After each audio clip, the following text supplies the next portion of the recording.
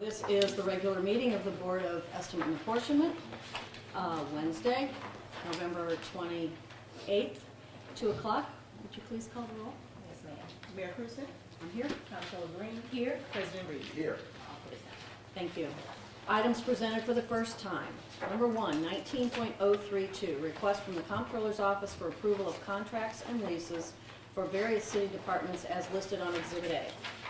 Number 2, 19.033, request from the Comptroller's Office for approval of intra-departmental and interdepartmental transfers from various city departments as listed on Exhibit B. Number 3, 19.034, request from the Comptroller's Office for approval of transfers between projects for capital improvement funds listed on Exhibit C. Number 4, 19.035, request from the Community Development Administration Executive Director for approval of certain changes to the 2018 Annual Action Plan to reflect the actual grant award administered by the Department of Housing and Urban Development. Number 5, 19.036, request from CDA Executive Director for approval of Board Bill 122. An ordinance, this ordinance authorizes the mayor to submit the annual action plan to the U.S. Department of Housing and Urban Development, appropriating a total of $23,271,626 for the 2019 Community Development Block Grant, Home Investment Partnership, Emergency Shelter Grant, and Housing Opportunities for Persons with Disabilities. Number 6, 19.037, request from the Director of Airports for approval to destroy records on the attached list that have reached their retention period for disposal. I move that we adopt items 1 through 6 as printed. Second. All in favor of items 1 through 6? Aye. Aye. Opposed? Motion passes. So today, as opposed to just having a motion to adjourn, we're going to have the airport working group update us on the process of exploring the public-private partnership for the operation and management of the airport. And Paul is the chairman of that working group, and I think you're going to take it away. Yep, and I've got a handout that's being circulated. Hopefully I can get around. Thank you.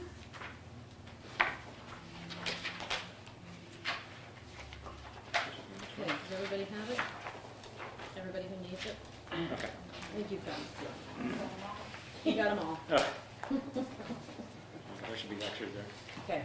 All right.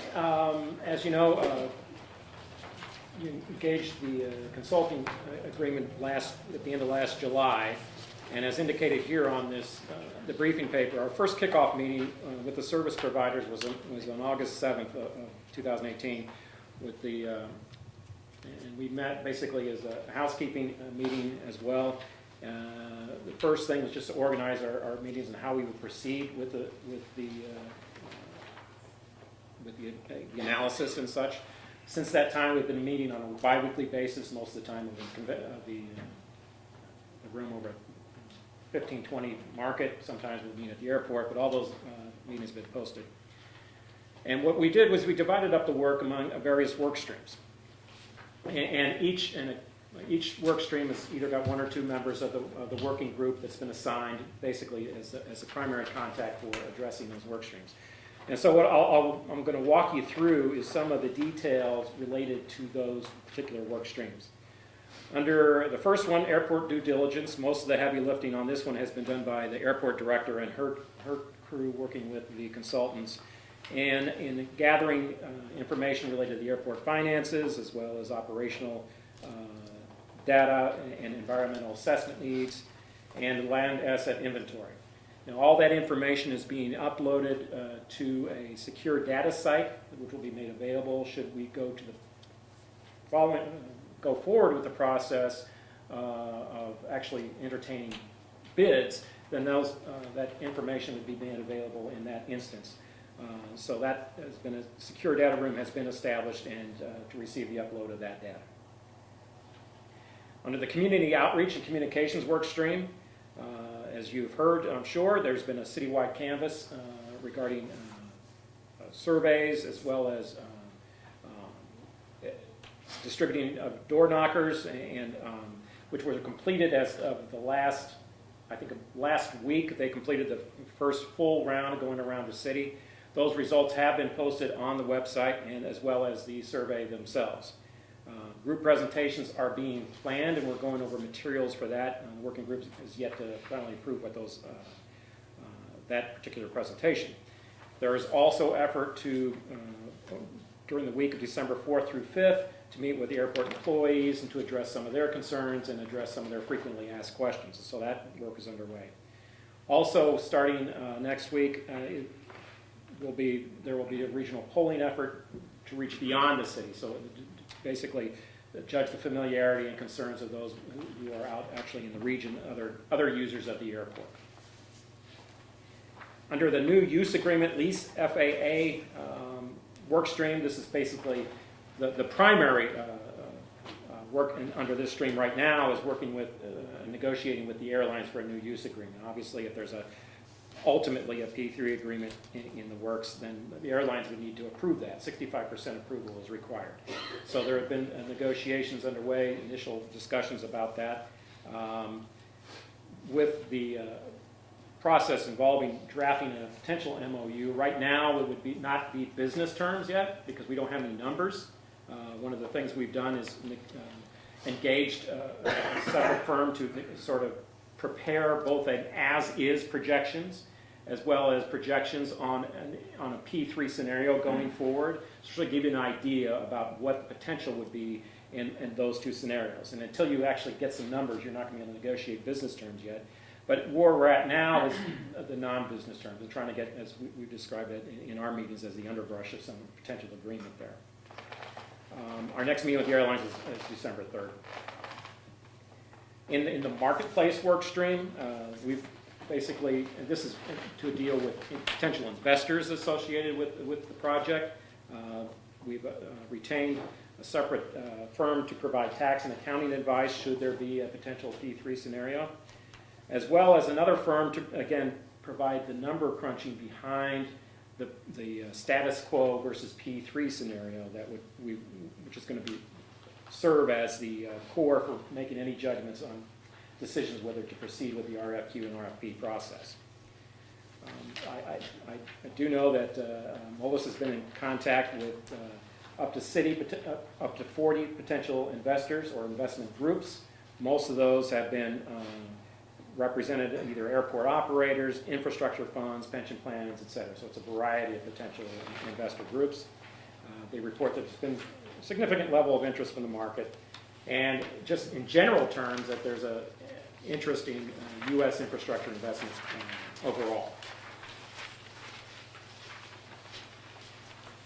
I should be pointing out, and as you know, initially when we were getting questions, we said, how do we handle questions from potential investors? We have directed formally any questions that go to MOLIS specifically in order to keep us out of any of those potential conflicts. So they've been fielding those questions. Most of the questions have been directed towards process timing, what the approval process and such. We have been stressing that in those discussions that maintain confidentiality, as well as ensuring that there's no advantage given to any particular questioner, and then making the point that the city hasn't made a decision on this yet, so we can't assume anything going forward. It's just that the process is proceeding along. Ongoing actions will include developing and refining the qualification criteria if we proceed with the RFQ process, and drafting the potential RFQ and RFP, preparing non-disclosure agreements as that process proceeds, and refining the financial projections from those third-party advisors. On another work stream, on the existing debt and finance, we've confirmed that any lease will require payoff and defeasing existing airport debt in full, which is one of our guiding principles. Any lease proceeds would need to be applied to debt retirement in what they describe as a waterfall fashion, basically consistent with the existing debt structure requirements. We've confirmed that under the lease FAA program is the only way proceeds can be taken off the airport. And they've drafted memorandums of overview of existing airport bonds in comparison with debt of other airports. And I've also drafted a memorandum of overview of the restrictions on airport development using existing airport debt structure. And not much on the legal compliance, other than I want to point out that we are, all those meetings have been recorded, minutes have been posted, and handouts are posted, also all on the website. So if anyone's curious about the actual meetings or they really want to delve into it deeper, I would recommend checking out the website, because that's where most of the material is posted. In terms of timetable, as I mentioned, we began in August. The overall process is expected to take up to 18 to 24 months with obvious go, no-go points along the way. We're just now about completing 4 months of this process, so we're still in the early stages. Some of the big milestones will be the financial modeling. That's what we're waiting for now in terms of some numbers between those status quo and P3 scenario situations. We expect those by the end of December, early January. That will give us some of the basis in which to proceed to the next step.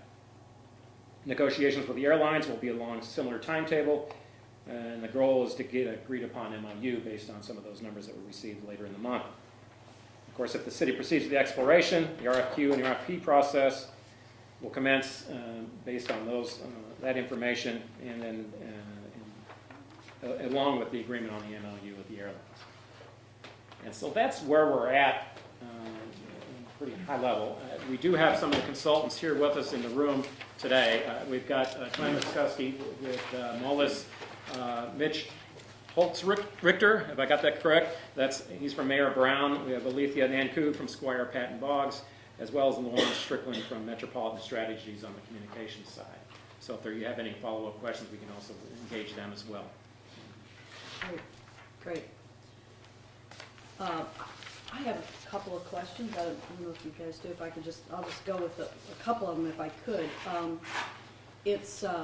First of all, I want to say thank you to the working group. I know, and Paul's the chairman of the working group, and this is a lot of work. The committee is aptly named the working group. So thank you, everyone who's on the working group for taking this on. I think this is an important process for us to consider. You introduced the consultants, which I do appreciate, and I was wondering if from Moelis, I think you said, Paul, that you're reporting that there is market interest. What does that mean? Elaborate on that a little bit, if you could. Yeah, sure. So I can sit or stand as you wish. Sure, stand over so everybody can So hear you. thanks for the question. Again, my name is Glenn Muskowski. I'm with Moelis & Company. We're the city's lead financial advisor among a suite of advisors. And I think Paul covered it reasonably well. Maybe I'll go into a little more detail.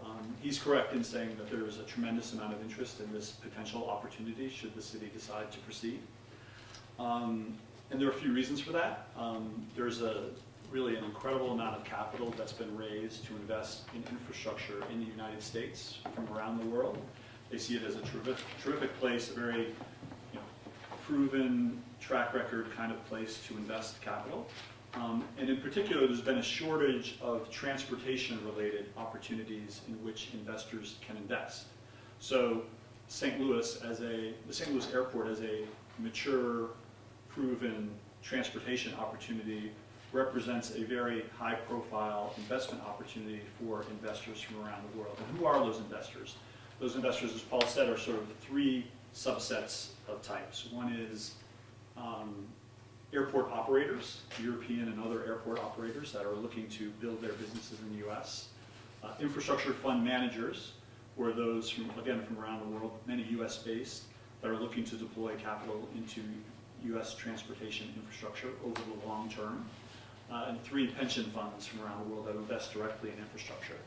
And among the reasons that they see this as an interesting opportunity is, one, it's potentially a sizable opportunity where they can invest, in theory, hundreds of millions of dollars.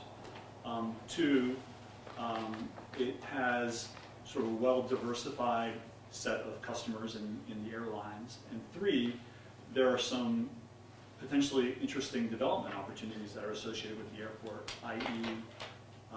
Potential real estate development opportunities, and we're still doing diligence around this, related to the unused land around the airport, to the available capacity on the new runway that exists that, that private investors could conceivably look at as a way to drive further volumes at the airport. And 3, the potential, which today is still potential, for retail upside or new retail opportunities at the airport.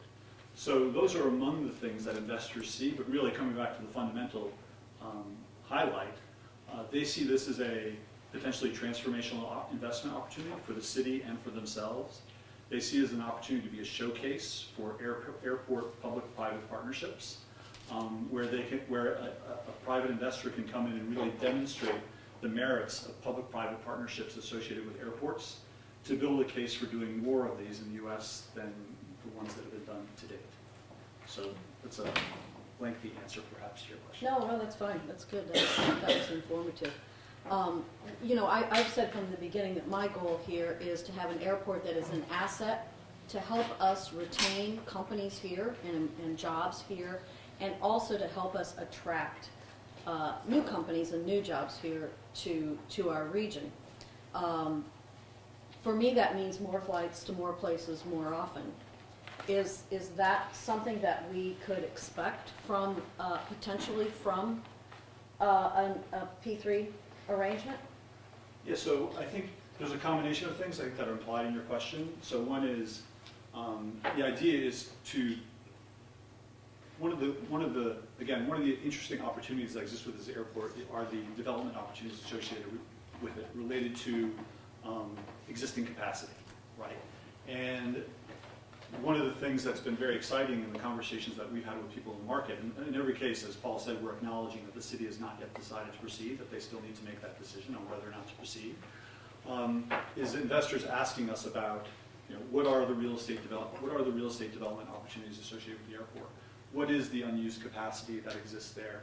Are there other things that can be done to drive traffic, retail, real estate, economic, and community development?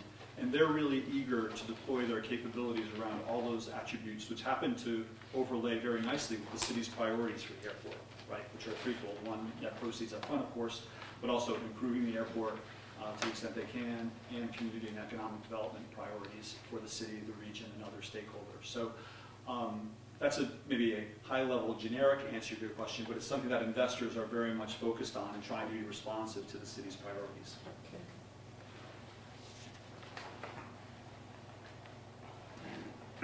President Reed or Madam Comptroller? I don't have any questions, but I'll make a comment. And I'll just say that I think it's widely known that I disagree with the privatization of the airport. And so that also should also be concluded that I disagree with the process itself. Because what I'm hearing from the response regarding the finances of the airport and its development and regarding the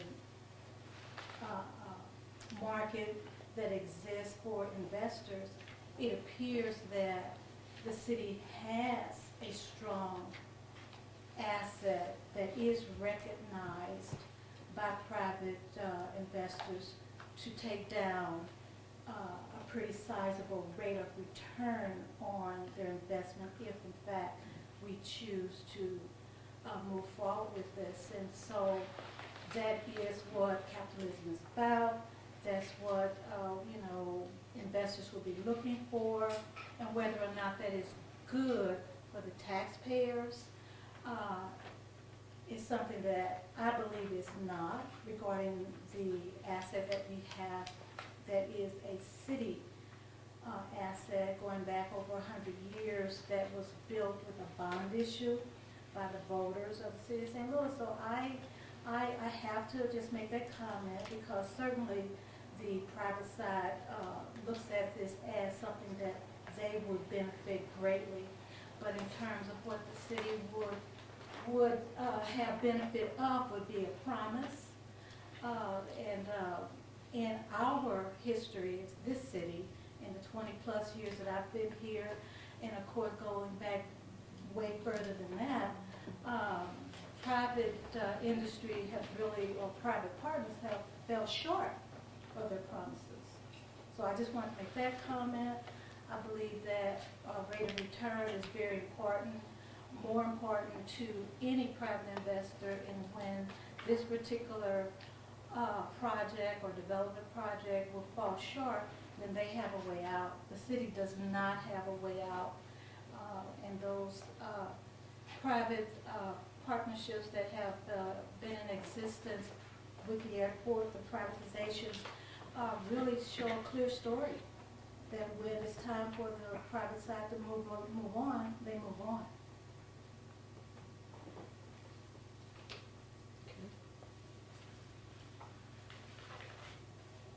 I would just say, the media has been doing some speculating, and I assume that it is speculating. I don't know that that